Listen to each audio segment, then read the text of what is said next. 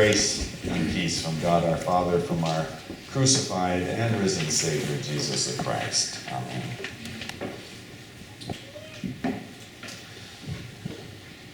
A few minutes older and with hair all over his body, his mom and dad decided that they were going to name him Harry, or in Hebrew, Jacob, or Esau. They were twins. The first one was Harry, and the second one was Smooth. Harry is the older son, Esau, and Jacob is a couple minutes later, and Smooth, and they are very different kids. And his name was Jacob because when he was born, he was grabbing after his brother Harry's heel. And so they named him Heel Grabber. Heel Grabber doesn't sound like such a great name. Would you like to have that name and go to school? Anyway, that's Jacob. So Harry, Esau, and Heel Grabber, Jacob. Now, Harry was an outdoorsman, and he wasn't too worried about things. He wasn't all upset about it. He just was enjoying life, and the older child. And Jacob, though, Heel Grabber, he was always maybe feeling a little inferior because he was number two. And so he was always plotting and planning, and he liked to stay close to home and close to his mother and in the house. So one is outside, and he's got hair all over him, and the other one's Smooth, and he's staying inside close to his mother, and she's teaching him how to cook, and he's enjoying that. And one day his brother comes in from hunting, and he said, "I'm so famished, you've been making that soup, Brother Jacob. Will you give me some of your soup?" And he's got a plan. "Yes, I will, if you give me the birthright." And Esau says, or Harry says, "Okay, that's a long road down the way. I'll give you the birthright, but give me some of that soup." And he enjoyed it. But that was a big mistake. Actually, it was a big mistake on both parts. It was a mistake for Esau, for Harry, to just give away his birthright like that. And it was a big mistake for Jacob, Heel Grabber, because this was now going to start a plot that goes throughout their whole life. Years later, when Dad, who was now blind, was calling his oldest son into him in his sickbed, and he wants to give him the blessing and the inheritance. The oldest son gets that. And what Dad said was going to be the last word and the way it is, in spite of any crafty deals that Heel Grabber might have been doing years earlier when they were younger. So the crafty one, Jacob, he is the one who is listening to this with his mother, and they cook up a scheme that she would prepare a meal quickly because the dad had said, "Make a meal," and they made this meal real fast, and he put skins on his arms, and he wore his smelly gym clothes of his brother so he would smell like his brother, and he comes in and he starts practicing with a low voice. I am your oldest son." And he comes in, and Dad is a little bit, doesn't quite buy it. He says, "This doesn't seem right." And he convinces him, he says, "Okay, you've got the blessing and you get the inheritance, my son." And puts his hand on son number 2, Heel Grabber. But when his older brother, when Esau comes back, he is angry. and he is threatening to kill his brother. He is so angry. And this is a play that is acted out in many families to this day, with intrigue around the will. And so Mom says, you go to my brother Laban, and you will be safe there. And so he runs off. And there he is for 15 years, and now Heel Grabber, the crafty one, Jacob, has met his match, because he finds out that Uncle Laban is pretty crafty himself, and he is now tricking the trickster. And there's all kinds of intrigue, and after 15 years there of Jacob tricking his uncle and the uncle tricking Jacob, Jacob wants to go home. And here we pick up to the reading that we just heard Rick read. And there now Jacob had taken livestock and things from Uncle Laban, and he had amassed all of this. Uncle Laban's 2 daughters, some slaves, and he has got this wealth and he's traveling, but he knows that his brother is still there, and he has no idea what this brother is going to do to him. And so he's a user, and he sends across the river his 2 wives, slaves, cattle, family, helpers, and all of this, and he's watching, is Esau going to kill them? And Esau doesn't. And that night is where we have this story of this, well, the text says, this man, this messenger, or is it God? It appears to be that Jacob now is wrestling with God, and Jacob wants a blessing from God. Jacob wants God to fix this so that when he crosses the river, that, Esau will be friends with him. He asks for this. In fact, this is prayer. Now, when we were talking about prayer, when can you pray?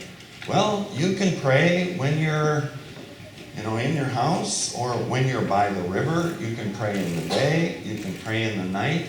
And you can pray when you're wrestling or arguing with God, or coming to God with your demands. And Jacob would not let God go until you give me the blessing. Well, the blessing he wanted was the assurance that he would live when he crossed that river, and his older brother Esau would not kill him. But instead, he gets a blessing of a different sort that he didn't ask for. He gets the blessing of a new name. So now Jacob has this name, Heel Grabber, and he says, now I'm giving you a new name, Esau. I'm not his brother, is Esau. Giving you a new name, Israel. Now Israel literally means wrestler with God. So what's the capital of the state of wrestler with God? That would be, well, now there's a little argument. Is it Jerusalem or is it Tel Aviv? We're still wrestling on that subject. So here it is, and God says, now you have wrestled with God. That is prayer. We're all tempted to look to God for the big, quick fix. Sometimes it's small things, sometimes it's large things. Jacob, Heel Grabber, he wanted this fix, but God gave him a different blessing than the one he was asking for. And he also gave him a sore hip, so that he had to remember, and he had to walk up to this strong brother limping in weakness and vulnerability. And the surprise, if you continue the story, is that Esau forgives him and welcomes him back into the family with a weak hip that he couldn't fight with his brother because he had wrestled with God the night before. Yes, he got a blessing, but it wasn't the one he thought that he needed. And through the years, the people who are wrestlers with God, Israel, they had gone through many times that were dark and struggles. Sometimes they thought that they would be totally wiped out together. Sometimes they were wrestling with God. Are you going to forget us forever? Have you already forgotten us? Wrestling with God in their prayers. Many times they felt alone and lost and forgotten in the dark, by the river. This was the river, not the Nile, where they were wondering if God had forgotten them in bondage in Egypt, not the Tigris and Euphrates in modern-day Iraq when they were in the Babylonian captivity, now at the Jabbok. Sometimes in the night and wondering and feeling crippled, barely able to walk, the children of Israel would hang on through their struggles and come to God in arguments as you read the Psalms. But the biggest time of trouble for the wrestlers with God is when they forgot to wrestle with God. When they depended only on their own wealth, knowledge, prosperity, the walls around their cities, and depending on their armies. That is when they were weakest, and they thought they were strong, because they stopped praying. They stopped wrestling with God. They stopped depending on God's grace and mercy. And sooner or later, all of their crafty schemes, you see, they became once again heel grabbers. They had forgotten that they were now to wrestle with God in prayer, and they forgot about God and started grabbing after one another's heels and the neighbor's heels and not trusting in God. That is when the difficulty comes. But then God, like with Jacob, appears again and again. And sometimes it seems in total devastation and wondering if God is really there, and God comes back again and calls them back to this relationship of trust and faith. Now, I find this a weird story because the conniving, manipulating, no good Jacob,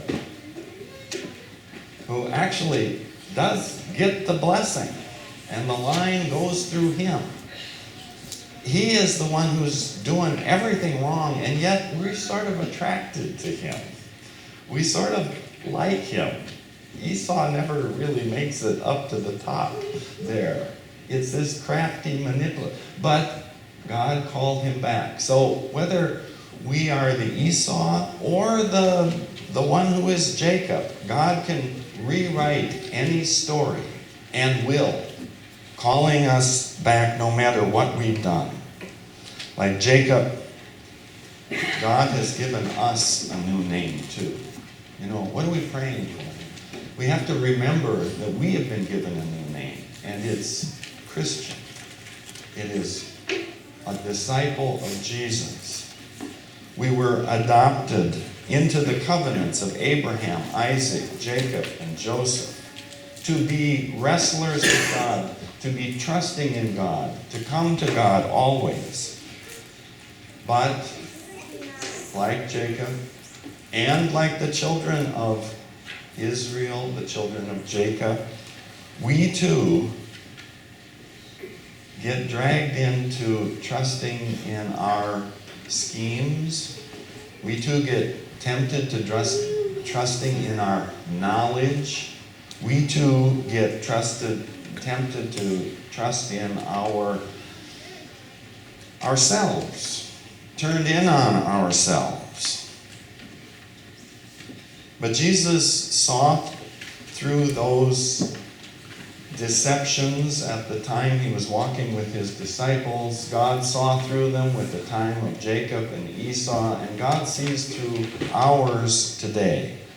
That we too start depending on our riches, and he calls us back to the story that we know so well.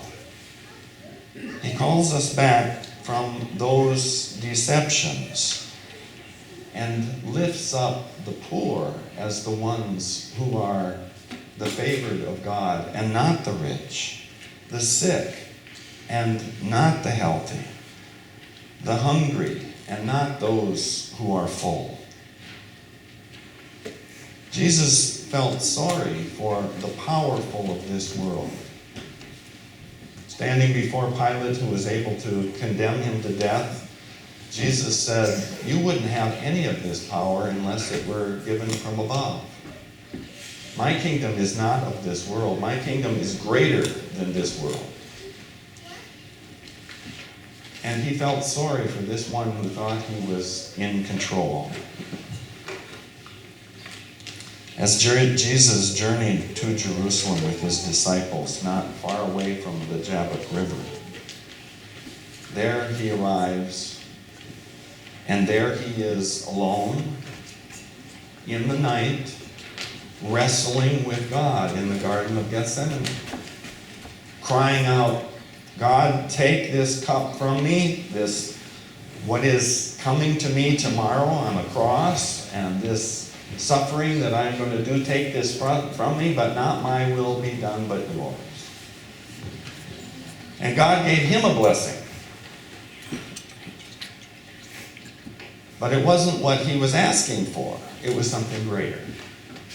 It was through that struggle, crossing that river unto death, that he was brought forth in glorious new life, not only for himself, but for all those who continue to wrestle with God, to continue to pray, watch, day and night. And that is our gift. So like Jake, we too need to be stripped of all of our craftiness and power within ourselves that we trust, so that we will cross those barriers that we fear, that separate us from God and from one another, to receive God's surprising blessing that will be greater than that which we are asking. And isn't Esau's announcement to his brother after crossing the river the same as Jesus' announcement from the cross to each of you and me today? I forgive you. Welcome home. You have a family, you scoundrel.